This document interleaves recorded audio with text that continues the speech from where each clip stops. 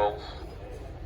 The first one is from Andrew Neal, who wrote in the Mail Online on Friday the following article. Last night, I took a friend out to dinner near my home in the south of France. It's nice, isn't it? At the restaurant door, we were politely asked for our vaccine passports. The QR codes on our smartphones were scanned and we were ushered to our table.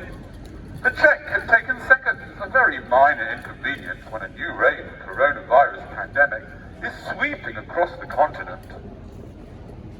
There was a sense of safety in knowing that all the other diners had proved themselves to be fully vaccinated, or had very recently tested negative, or had contracted the virus and recovered. If smartphones are a bit recherche for you, good word, you can print out a paper version of your vaccine passport. It works just as well. One friend who won't give up his ancient, very unsmart mobile has pasted his paper passport onto the back of his phone. That's probably even more efficient than fiddling with your smartphone to find the QR code. It's been like this in France since early August, when vaccine passports became mandatory for cinemas, museums, restaurants, theatres, bars, nightclubs, planes, and long-distance trains. At first, there was some pushback and some argy-bargy from those who turned up at a venue but had forgotten their passports. Now, it's just part of the routine of living with a virus. Of course, it's not foolproof. Nothing is. People who have been vaccinated can still contract and pass on the virus, but vaccination substantially reduces the risk of serious illness and hospitalisation, which is why medical experts are unanimous in their view that the more people who are vaccinated, the better the chance we all have of beating this virus. In France, vaccine skepticism was initially rampant. Can you imagine that? Rampant. But the week after President Emmanuel Macron announced the vaccine passport policy, a record 3.7 million people booked to get their jabs. As a result of vaccine passports now being mandatory for most things the French regard as making life worth living, such as going to restaurants, bars and cafes, he doesn't think much of the French then, France has now caught up with countries such as Britain, which were once far ahead of it in the vaccine stakes. The vaccine stakes. Ladies and gentlemen, I give you the vaccine stakes. The percentage of people with 2 jabs is now virtually the same on both sides of the channel. France has vaccinated more citizens with 1 jab than Britain, Germany or Italy. 50 million out of the population of 67 million. Young French people, previously sceptical of the need to be jabbed, have rushed to get their vaccine passports so they can go out at night with their friends. Which is a very good reason why Britain should follow the French example and also take note of what other European countries are doing and penalise the vaccine refuseniks. At a press conference on Wednesday, Boris Johnson hinted at tougher rules for the unvaccinated. There are still 5 million unvaccinated British adults who, through fear, ignorance, irresponsibility or sheer stupidity, refuse to be jabbed. In doing so, they endanger not us, not just themselves, but the rest of us.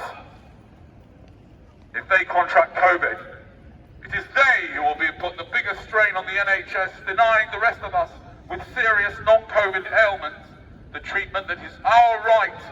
We are all paying a heavy price for this hardcore of the unvaccinated.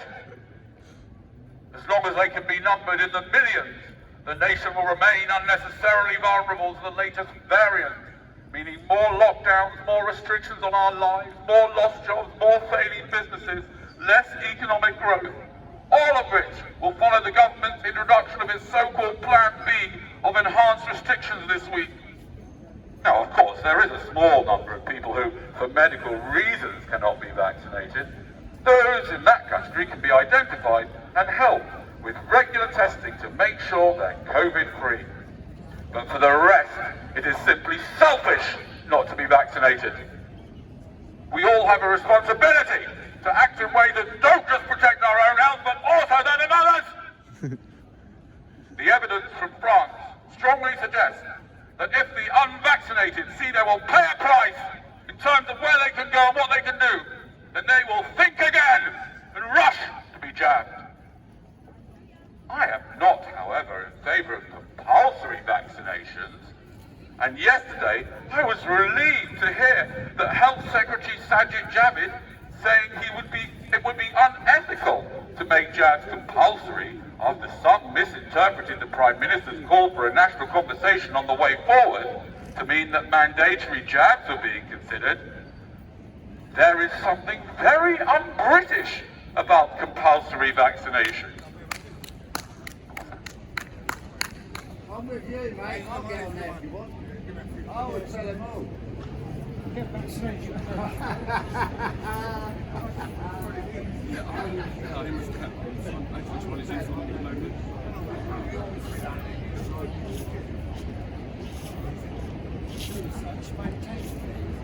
Can you wait until the presentation's finished, please? How long will it take? I don't know. Okay. There is something very un-British about compulsory vaccinations. I don't understand how you do it in a free society. I mean, are we really going to round up the unvaxxed, strap them to a chair and stick needles in their arms against their will?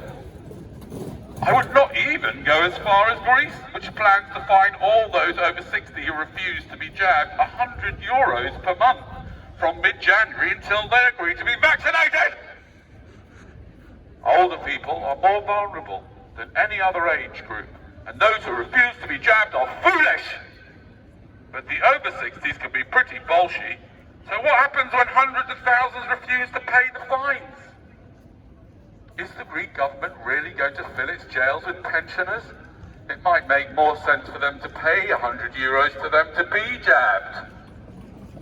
Austria, which is already back in full lockdown, is also planning to fine adult refuseniks of any age, starting at €3,600 and rising to €7,200. Perhaps Austrians are more compliant than Greeks, but I reckon this policy will run into the same problems. Even Germany is considering the nuclear option. The newly installed Chancellor Olaf Scholz, is in favour of mandatory vaccination and is expected to offer a free vote on the issue in the Bundestag, Berlin's parliament. The evidence from France strongly suggests that if the unvaccinated see they will pay a price in terms of where they can go and what they can do. Oh no, sorry, that's not meant to be there. Oh no. Oh, here we go. We are far from alone in implementing new restrictions as Christmas approaches, and throughout Europe, infections are rising against the backdrop of growing concern about the Omicron variant. But we can learn from what other countries are doing, even if not all they are implementing would be right for us. That's right. Under Plan B, vaccine passports will be required for entry to nightclubs and at major gatherings and large venues. It would not be difficult to extend them, French style, to other public places including restaurants, pubs and bars and non-essential shops. Brackets. Even the unvaxxed need food and medicine! Exclamation mark. It will give those of us who've done the right thing more protection, and for those who've not, pause for thought. That's right, you unvaccinated. You need pause for thought. I'm not impressed by those who claim this is an egregious assault on our freedom. Liberty is not the same as unbridled license to do what you want, which is the road to anarchy. You can't shout fire in a crowded cinema if there's no fire. Real liberty for all involves a balance between rights and responsibilities. My right to visit certain African countries is balanced by my responsibility to be inoculated for yellow fever before I go. You cannot practice medicine without being vaccinated against hepatitis B. You have a right not to be vaccinated, but I have a right not to be near you, not to have you near me in a restaurant or on a plane. Do you understand? Sorry, this is not me, this is Andrew Neil, just reading it. And of course, it's absolutely right that everybody working on the front line in the NHS and social care should be vaccinated as a condition of employment, as they will be in this country from next April. As it stands, the unvaccinated are making more restrictions on our lives, inevitably. inevitable. It's all their fault. It's time we impose some on them. In a free society, the unvaccinated have a right not to be jabbed, but they need to realise that with rights come consequences, which will inhibit their freedoms as they constrain ours. One final thought. Singapore has decided that the unvaccinated who end up in hospital with COVID will have to foot their own medical bills. I doubt we'd ever go this far, but you can see the logic, even the morality of it. By all means, exercise your rights, but beware of the consequences. Oh, hello. Yeah. What are you going to do with that? Are you going to tell the teacher? Tell Mummy. Mummy, some guy was on a megaphone saying something that I didn't like or understand. Now, ladies and gentlemen, that was the article that Andrew Neil wrote in the Mail Online. It's amazing that he was allowed to write that, because I think that sounds a little bit like hate speech to me, isn't it? It's a bit hate speechy, isn't it? Do you know what I mean? It's amazing. Wow. Anyway, so I've got here now a response to this, which was written by a group that call themselves the Uncontaminated. They're a group on Telegraph of people who have been contaminated by the COVID drugs. And this is what... It don't exist, it's not pulled through the code phosphorus. How the fuck can it exist? What was that?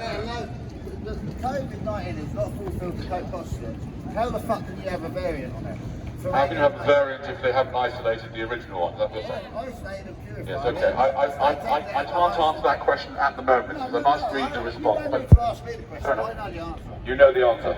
All right, well then mind if you ask me the first thing. Here's the article which was sent to me by the guys, the Uncontaminated. Dear Andrew Neil, thanks for your fascinating article in the Mail on Sunday last week. Sorry, on Friday, wasn't it? Last week. In the Mail Online last week. It inspired a few people in our Uncontaminated group to write a response to you. Last night, I took a friend out to dinner near my home in the south of France. At the restaurant door, we were politely asked for our vaccine-free passports. The QR codes on our smartphones were scanned, and we were ushered to our table. The check had taken seconds, a very minor inconvenience when a new wave of the coronavirus pandemic is sweeping across the continent. There was a sense of safety in knowing that all the other diners had proved themselves to be vaccine-free, or had very recently tested negative, or had contracted the virus and recovered. We trust the science that says that natural immunity can be stronger and last for much longer than the measly 3-month window for the vaccine. If smartphones are a bit recherche for you, you can print out a paper version of your vaccine-free passport. It works just as well. One friend, who won't give up his ancient, very unsmart mobile, has pasted his paper passport onto the back of his phone. It's been like this in France since early August, when vaccine-free passports became mandatory for cinemas, museums, restaurants, theatres, bars, nightclubs, planes and long-distance trains.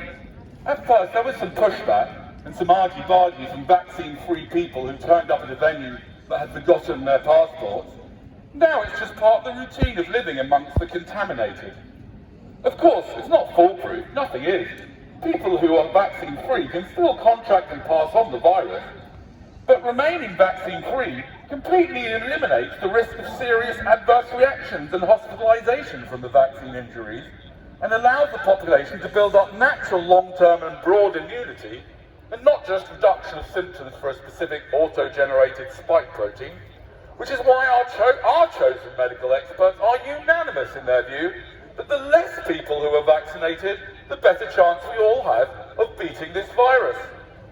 In France, vaccine uptake was initially rampant, stirred by the scaremongering corporate media, but the week after President Emmanuel Macron announced the vaccine-free passport policy, a record 3.7 million people cancelled their jabs. As a result of vaccine-free passports now being mandatory for most things the French regard as making life worth living, such as going to restaurants, bars and cafes, France has now slowed down the uptake of the vaccination, and millions have taken responsibility for their health, with healthier eating, more exercise, exposure to sun where possible, meditation and breathing exercises, and supplementation with vitamin D and C and zinc, with regular testing for vitamin and mineral levels. The percentage of vaccine-free people is now virtually the same on both sides of the channel. The vaccine-free in Britain, Germany and Italy have remained steadfast to their principles, with France trailing behind with less uncompromised people. However, young French people who have previously considered being jabbed, despite their very high chances of survival from the illness, especially from the new variant, have rushed to get vaccine-free passports so they can go out at night and with their friends, and have cancelled their appointments for the vaccine that they didn't really need. Instead, they have donated their vaccines to the elderly and vulnerable from other countries that can't afford the vaccines. Which is a very good reason why Britain should follow France's example, and also take note of what other European countries are doing, and penalise those young and healthy people who rush to take the vaccine without doing any research and without thinking for a moment about vulnerable and elderly people in poorer countries who need these vaccines far more than they do. No, not at the moment. Sorry, no, I didn't get your own speaker. At a press conference on Wednesday, Boris Johnson hinted at tougher rules for the vaccinated. There are still 45 million vaccinated British adults. Other than the most vulnerable and elderly, most of these people allow themselves to be injected with novel drugs through fear, ignorance, irresponsibility, or sheer stupidity. Despite having access to the internet, most of them did not do a risk-benefit analysis or bother reading the trial papers released by the drug companies, and failed to expose themselves to alternative views about mass vaccination during the pandemic. They also failed to ask whether the individuals behind big media, big pharma, big tech and big finance benefited and profited from the mental and physical ill health of the masses. By allowing themselves to be injected, they endanger not just themselves, but the rest of us in several ways. Firstly, our favoured experts claim that mass vaccination may have encouraged mutant vaccine-resistant strains. These experts are also concerned about antibody-dependent enhancement, which occurred in animal trials in mRNA vaccines in the past. Perhaps of most concern, by accepting these drugs, they failed to realise that they were ushering all of humanity into the grave danger of a technocratic totalitarian dystopia via the misnamed vaccine passport, which will require endless drug taking. Vaccines and boosters, by the way, are brand names. Yeah, they're just drugs, guys. And compliance with anything else our owners decide we must do or avoid doing, just to be able to participate in society or even leave your home. The possible problematic implications involved with this technology are innumerable. The potential harm that can be done is almost limitless if these compliance passports are implemented worldwide without opposition. Secondly, some hospital beds are currently being occupied by people who have been jabbed in the past 28 days and suffering from what could be adverse effects from the jab. If the vaccinated are injured by the vaccine, it is they who will put the biggest strain on the NHS, denying the rest of us with serious non-vaccine injury-related ailments the treatment that is our right. The yellow card reporting system states that to 1st of December 2021, there have been 1,314,639 adverse reactions and 1,822 deaths within 28 days of the vaccine in the UK alone. A Harvard research paper suggests that these reports represent anything from between 1 and 10% of actual adverse events because of the lack of awareness of the system and the difficulty of reporting. Furthermore, because the governments cannot allow their vaccination campaign to fail, they are not investigating these adverse reaction reports. We are all paying a heavy price for this hardcore of the vaccinated. As long as the vaccinated can be numbered in the millions, the nation will remain unnecessarily vulnerable to the latest variant, meaning more lockdowns, more restrictions on our lives, more lost jobs, more failing businesses, less economic growth, all of which will follow the government's introduction of its so-called Plan B of enhanced restrictions this week. Although we certainly do not fall for the trick of blaming the However, we certainly do not fall for the trick of blaming the vaccinated for lockdowns. It is of course the inaccurate modelers, like the Bill Gates-funded Neil Ferguson, the government and their advisors and the financing central bankers who have consistently failed to show us evidence that lockdowns reduce all-cause mortality rather than increase them. Of course, there are a small number of people who, for medical reasons, must be vaccinated. Those in that category can be identified and helped with regular testing to make sure they're COVID-free. But for the rest, it is simply selfish to be vaccinated. We all have a responsibility to act in ways that don't just protect our health, but also that of others. Think of all those people around the world who are vulnerable and old and have no access to the vaccination that you're taking. The evidence from France strongly suggests that if the vaccinated see that they will pay a price in terms of where they can go and what they can do, then they will think again before getting jabbed. I am not, however, in favour of banning vaccination. And yesterday, I was relieved to hear that Health Secretary Sajid Javid saying that it would be unethical to outlaw jabs after some misinterpreted the Prime Minister's calls for a national conversation on the way forward to mean that jabs may be outlawed given the sheer number of vaccine injuries being reported to VAERS, the Yellow Card Reporting System and European Vigilance Database, which includes tens of thousands of deaths within 28 days of the vaccine. Because we still don't know if the vaccines actually cause those deaths and those injuries, we don't know for sure that these numbers, are grossly underestimated. Ministers will continue to allow people to be vaccinated, albeit at their own risk. There is something very un-British about banning vaccination. I don't understand how you do it in a free society. Are we really going to send in police to disperse queues at vaccination centres? I would not even go as far as Greece, which plans to fine all those healthy citizens under 50 years of age €100 a month if they want boosters. Instead, in the UK, they should just pay for the boosters themselves, around £25 including vaccinator fees, coupled with an education programme calming them down by informing them of their statistical risk of death and hospitalisation, together with education and incentives, encouraging them to take responsibility for their health by ensuring they take enough vitamins D and C and zinc, as well as exercise and eat well, so that they don't need the injections.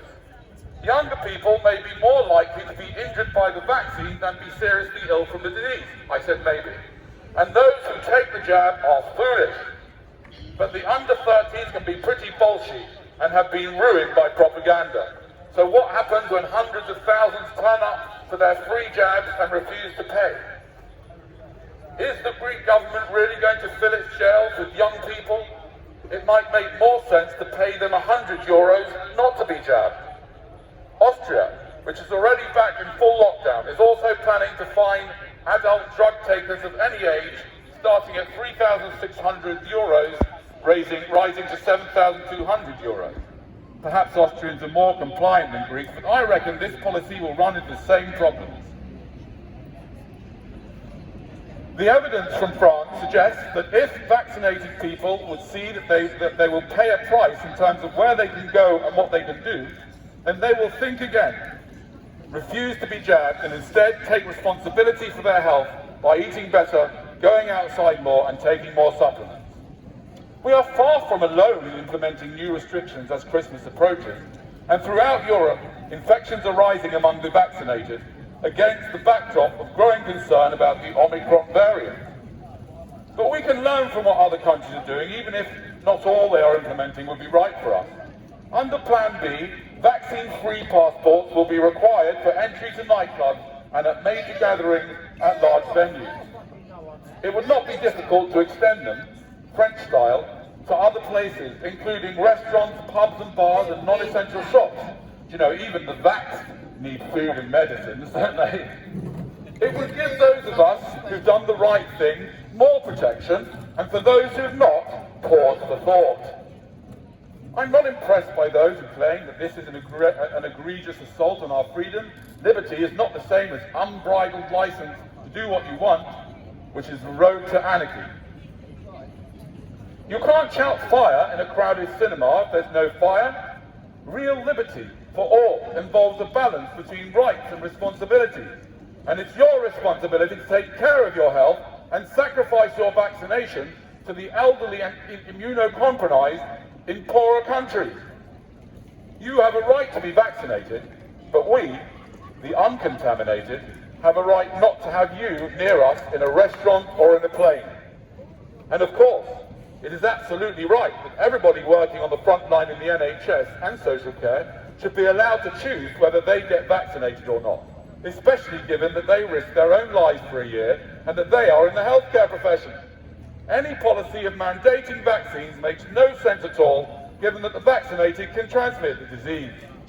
As it stands, the government are making more restrictions on our lives inevitable. It is time we impose some on the vaccinated. In a free society, the vaccinated have a right to be jabbed, but they need to realise that rights come with consequences, which will inhibit their freedoms, as they have tried to constrain ours. The vaccinated have remained silent as they watch the vaccine-free be set upon and demonised by the media and governments. Some have even joined in. Instead of allowing this dangerous form of racism to happen, they should have supported the uncontaminated, who continue to fight for bodily autonomy for all of us and our children. Their silence is complicity with this assault on the uncontaminated. One final thought. Singapore has decided that the vaccinated who end up in hospital with vaccine side effects or COVID will have to foot their own medical bills. I doubt we'd ever go that far, but you can see the logic, even the morality of it. By all means, exercise your rights, but beware of the consequences. The end. Any questions? Don't listen to him all. It's all live. Thanks, mate. It's all live. He won't let me. This guy won't let me. It's all alive? He won't let me fucking have a go on there, will you? No, I won't. No, I don't share my megaphone. I know what I'm on about. Do you know what you're on about? Fucking right on. Okay. What would you like to tell the people? I want to I'll repeat it. You can't borrow the megaphone. I don't hear read nothing. No. You can't borrow it because it's not like hygienic for me to lend something that I've got my mouth right up against. I don't want to lend it to anyone. It's fair enough. I've got a right, mine sort of thing. Yeah. I mean, if you want to, you can get your own megaphone. They're only about 30 quid, and then there's the batteries and things. But Are you that tight? am I that tight? Yeah, I am that tight. Got Yeah. your voice, you don't need that. Yes, you can use your voice if you like to. Go on. It's absolute bullshit. COVID-19 does not exist. It has not fulfilled the Coke postulates from 1890, I guarantee you. And I swear on my life, Thomas Rivers tried to fucking reinvent it in 1937. I can't. He won't let me. This bloke. It's tight as fuck. Yeah, I mean, I can repeat what you're saying if you really want to. What he said was that this is him, by the way, not me. Don't say what I said. Oh, I don't say what you said? Okay, I won't say. I'm sorry, I can't say what you said. I'm not allowed to. See you Saturday, Chris. Anyway, so ladies and gentlemen, that was just a little presentation for you. It was a letter, an article that Andrew Neil wrote in the Mail online on Friday, which is basically hate. It was a hate speech, in my opinion. If you kind of were to change the, he was talking about the unvaccinated, if you change that to any other minority group and read through it, I think you might be a little bit disturbed. Throw some swear words in there. Make them mean it. Mean what you say. Mean what I say? Yes. Okay, well thank you very much for that No, because I know guidance. you're on the right track, but you're uneducated. I'm uneducated? Yes. Oh, alright, fair enough. Guaranteed. In terms of Aren't we all If you don't uneducated? believe me, look at the work of Mike Yeaton, Dr. Mike Yeaton, or Dr. Git Vanderbilt, or Dr. Judy Bickovich, or fucking any of them, or ask me. And I will fucking Right. tell everyone everything. You'll tell everyone everything? Yes. Everything? I mean, do you know everything? Terrain theory as opposed to... Terrain theory as opposed to germ theory? Yeah, I'll fucking talk about it, yeah. Yeah. Come on then. Not me. Yes. No, I'm not. I'm asking you. You're asking- I'm asking you because at the end of the day you won't let me have a voice. No, it's not I won't let you have a voice, I just won't let you use the megaphone. That's like, fair enough, you know. But I You, know get, what I'm on about. you need to come with your own megaphone. I mean, do you know what I mean? And why don't you talk about Agenda 21? Why don't I talk about Agenda Why 21? don't you talk about Agenda 2030, Sustainable Development, the Great Reset? The Great Reset? Why don't we talk about Should we this? talk about the Great Reset? Yeah. Yes? Go on then. Okay. Why don't you join the fucking dots? Anybody here know about the Great Reset? Yes, let's fucking Yeah. talk about it. Let's That's fucking right. talk The about Great it. Reset, apparently what's going to happen is, I mean, I don't know if it's just a fantasy of Klaus Schwab or it's really going to happen, but apparently by 2030, you know what's going to happen? We're going to have nothing and we're going to all be really happy. Did you hear about Why don't we that? talk about Event That's right. 201? Event 201, that's a nice Yeah, one come actually. Yes, look that one up. Event 201 on YouTube, that's quite an interesting one. Now, That, fuck you, that's, two. that's, Fuck you, two. oh sorry, F YouTube. Look it up somewhere else. You're right, YouTube is the problem, you're Where right. do you reckon Look it up on somewhere. Where do you think I've just come from? Where have you come from? I don't know. Parliament. Parliament? Yeah. You just, were you inside? No, they're all cunts. Where do you think I've just come from? You come Where from do you Parliament. think? I've been fighting this for 20 years, and you've had 2 years to think about it, and that's the best. You've been fighting this for 20 years. This is the best you can come up with. This is the best I can come up with? As it is. Fucking tell it as it is. Tell it as it is. Yeah, tell it as it is. And I will. Give me that speaker, and I No, I will. can't give you the speaker, but I can repeat what you're saying if you like. I don't mind. Stop being a pussy and stick to the science. Stop being a pussy and stick to the science. Okay, ladies and gentlemen, I'd like to talk to you about science, and I'd like to talk to you about a much more important. Because you've got a white coat on, you're Yes. not a scientist. No, because I've got a white coat on doesn't necessarily mean I'm a scientist, but it might be. No. I mean, I could be a scientist. Because I have a white coat on doesn't necessarily mean I'm not a scientist either, does it? Okay then. That's science Give me for the you. microphone then. Give me the microphone. No, I'm not going to give you the microphone. I told you that already. That's not going to happen. So I'd like to speak to you about the science of something far more important, and I'd like to speak to you about that thing is the cause, the actual cause of COVID that nobody's speaking about, which is sex. Oh yeah. Ladies and gentlemen, Gender. Talk about gender. you need to look at the science, and that I can prove to you, scientifically speaking, that all people who have had COVID, all of them, bar none, all of their problems started with sex. I hold my hand up. No one has had COVID. No, no one has had COVID, you're right. Okay, No, fair enough. because there's And it not- might be that nobody had COVID. Anybody that's ever got ill with anything, including those people who have had some kind of respiratory disease. It has not fulfilled the Okay, I know it hasn't fulfilled the postulate, and I know that it hasn't been isolated, but okay, so let's not call it COVID then. Purified, isolated, it hasn't been taken out from a fucking human being. It hasn't been transferred from one human being to And another. everyone's got to have the same symptoms. Now stop fucking... Everyone's got to have the same symptoms, I understand that. Okay, so let's forget about COVID, ladies and gentlemen. I want to speak to you about the cause of disease. No. The cause of disease. See, nobody's talking about the cause of disease, because the cause of disease is sex. Because without the sex that our parents had 9 months before we were born, we would never have had a disease. There would have been no disease. And therefore, There is no disease, there is no... what do you mean there is no disease? There's all sorts of diseases. There is no COVID-19. No, we're not talking about COVID-19 now. We're talking about diseases, all diseases. The bioweapon Yes. is the jabs. The I jabs can't are the even- bioweapon? I can't even call them a vaccine, because they're not. You can't call them Their vaccine. messenger I understand that, but I'm talking about a very their different messenger injection, ladies and RNA. gentlemen. The inventor of it is a I'm bloke called talking Robert about the Malone. ultimate I injection. guarantee you. Which is the cause of all human problems, which is sex. That's the injection that you need to be concerned about. You know that I know. So how the fuck... And do you today, spin this I would bullshit? like to talk to you about the science of sex. No, I'm not. Because most people don't even know why sex is so pleasurable. Sir, do you know why sex is so pleasurable? You don't know? No. I've got you. You don't know? No, I'm married, I don't have sex. You're married, you don't have sex. Give me that. Give me that. Sorry to hear that. I'll have a word with my wife about you. Take a couple of pictures and see if she'll... Anyway. You're not educated enough. No, because you're not answering my question. My question is, You're not educated. why is sex so pleasurable, sir? I agree. You're clever. Why is sex so No, pleasurable? I'm not. I'm educated. You're educated. Why is sex so pleasurable then? I don't have sex. I wank. Yeah, but why is it so pleasurable? Okay, fair enough. That's fine. But he just, I won't repeat the word he said, but he says he doesn't have sex. He does it on his own. But why is sex so pleasurable, madam? Do you know? No? What about, sir? Do you know why sex is so pleasurable? Why? Come on. Because it creates more people. That's right. Ladies and gentlemen, let me put it another way.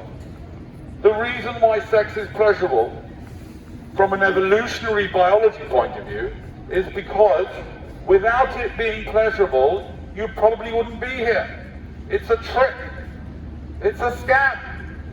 It's the ultimate scam that gets people to keep on manufacturing more and more and more human beings. You're a eugenicist. Now, ladies and gentlemen, I am not a eugenicist. I am just a truth teller. I am a truth teller, and I'm telling you a different story about sex, and it's very important. Give me that speaker. People do not understand the science of sex. Do you know that when you are engaged in the horizontal shuffle, your body releases at least 4 drugs into your system. Dopamine, oxytocin, I always forget the other 2. No, it's not serotonin. I did write it down. Anyway, there's a couple others, right? And what they do is, what these drugs do, amongst other things, is they disable your frontal cortex, which makes decisions based on logic.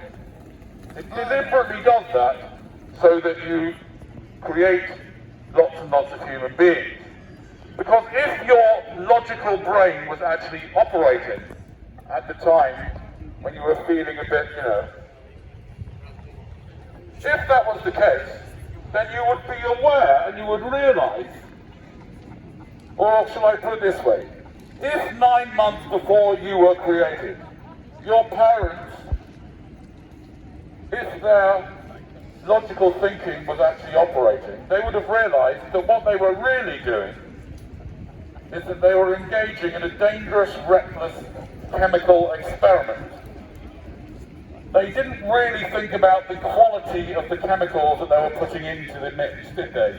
They didn't have a long, hard think about, oh, I wonder what the quality of my DNA, let's look at all my relatives, my dad, my grandparents, let's look at all her relatives, and let's really think what kind of quality of material we got here. They didn't think that. They didn't think about what they were creating, or whether that person, what it would be like for that person coming into this madhouse. They didn't think that. Because they weren't able to think that. They weren't able to because their body was tricking them with the ultimate scam of the pleasure of the horizontal shuffle. That's not true, buddy. That's not true? No, hundreds of people don't have sex, they don't go through IVF and they still make those choices. Okay, that's an interesting point. It's an interesting question. It's an interesting question, right? He says that it's not true because hundreds of people don't have sex. In other words, they go through IVF in order to create humans. Think about it like Yes. Now, my answer to that is, Give me your microphone. you do a better job than you already. you do a better job than I do, I'm boring. Alright. Fair enough. You're not waiting for the answer, are you? No, I would smash it. What's that? I would smash it. You'll smash it. Why? No, you won't like. I would smash the narrative. Oh, you'll smash the narrative. Okay, fine. Okay, we can do that. That's no problem. I don't mind you smashing the narrative. As long as you don't smash my megaphone. No, I'm not. Now, the question, by the way, about IVF treatment is, That's a separate issue because, yes, of course people go through all sorts of struggles and costs in order to have children, in order to create children. Because sex is not the only thing that gets you to have children. That's all part of the narrative that we should all have children and that, if we don't have children then we're, something wrong and all that sort of stuff. And that's a whole nother discussion. But the fact is that sex feels good. The fact that sex feels good is part of an evolutionary trick played by your own DNA against you. And it's time, especially during this complete madness where this world is falling apart, yeah? This is the time to revisit that. It's really, really important to realize that your attention needs to be kept on yourself. And you need to become a warrior and be aware that the dangers lie between your legs. Great, great danger, potential danger and potential damage lie between all of our legs, don't they, sir? Yeah.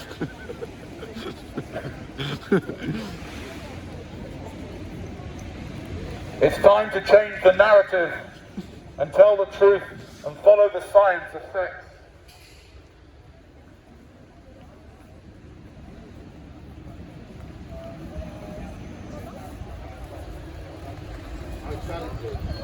Any questions? Yes? No, you can't borrow the megaphone. I've told you that quite a number of times. I know you've been drinking a bit. Vasectomies. I'll let you off. Yes? Gone to vasectomies. So, ladies and gentlemen, You are right, but you're not doing it very well. vasectomies are free on the NHS. Have you had your vasectomy? I think that the government should immediately introduce vasectomy passports, which would allow men entry into nightclubs and restaurants only if they could prove they've had a vasectomy. We know where this is going, transhumanism. I understand exactly the science behind the whole lot, so fuck it, give me the vodka. No. I'm happy to repeat what you're saying. I'm not going to give you Transhumanism. Transhumanism? What about transhumanism? No, transhumanism, that's why they give you all these fucking jabs. It's going to kill most people. There is no COVID-19. You think the jab's going to kill most people? Yeah, Right? guaranteed. That's what he thinks, by the way, not I me. did. I guarantee I said that. Give me the microphone. You guarantee the jabs will kill most. The thing is that everybody's going to die anyway, you realise. It's the one day or another. So, you So know. am I, giving myocarditis and pericarditis. Not only that, blood clots. If you don't believe me, take a D-dimer test 10 minutes before you take the first jab, and take Take a D-dimer test before you take the first jab. and take it 10 minutes and 10 minutes Take it after. 10 minutes after, 10 minutes before. And it'll look for blood clots. It will look for blood clots. Give me it here. No, I'm going to repeat it. I'm just going to repeat it. It will don't look for worry. blood clots, brand new ones straight away. It will look for brand new blood clots straight away. All right then. If you don't believe me, I'm not saying I don't believe you. I'm just repeating what you're saying. I guarantee you. Give me Guarantee a it? I know what I'm on about. Okay. If you don't believe me, listen to the work of Dr. Michael Yeadon, Dr. Skip van den Bosch, Yeah. listen to Dr. Judy Mikovic, listen to host Zelenko, any of them. Zelenko? I challenge anyone. Yeah. Okay. Give me the But we're going off the subject now because we're talking about the importance of vasectomies, and a lot of people here Not only haven't that, even no, thought no, of no, having no, a vasectomy. No. You got on there, and Yeah. at the end of the day, I'm telling you now, Yes. I swear on my life, doing vaccines, that once you take on Yeah, but you're going on about vaccines, give me that space. and I'm going on about vasectomies, The first which are one, far more important. the first one. I'm an idiot, right? No, I didn't say I that. just talked in Parliament about it, so Yeah. how the fuck can I be a fucking idiot? Now, ladies and gentlemen, please speak to your friends and family. Speak to all the men you know and get them to claim their free vasectomy available on the NHS. Why don't you talk science and tell it as it is? And I will tell everyone. Why don't I talk science and tell it as it is? Yes. Oh, I don't know. Why don't you join the dots? Why don't you join the dots to Agenda 21? Why don't I join the dots for Agenda 21? Agenda 21, Agenda 2030, Yeah. the Great Reset, the Fourth Industrial Revolution, sustainable ability. Why don't you join the fucking dots? Why don't I join the dots? Throw that in there. Why not? Go on then. I will smash this if you didn't have to.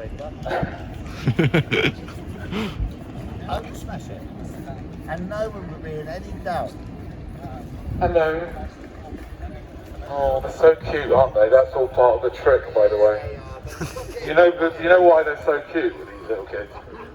Because otherwise, I've got 3 of my own, by the way. Otherwise, you just chuck them out the window. Do you know what I mean? That's why they're cute. They're so cute. You think cuddly things, aren't they lovely? But then they turn into, like, people like the people here. Do you know what I mean? Or they turn into, like, Boris Johnson, who's had his 7th child, apparently, although we don't know how many children he's actually had. In fact, his own biographer doesn't know. But what's going on there? 57 years old and he's had another child. I think it's What a dodgy geezer. It's because he wears Russian underpants. He wears Russian underpants. Yeah, snob will fall out. What's that? Snob will fall out. It's topical. Anyway, I do feel a bit anxious actually, to be honest. It's just that whenever I'm being watched by people in uniform, you have to be careful, don't you? Come on, give me that one, man. I'll have a bit of a go. I'll fucking tear it up. What's that? Take a break. I will.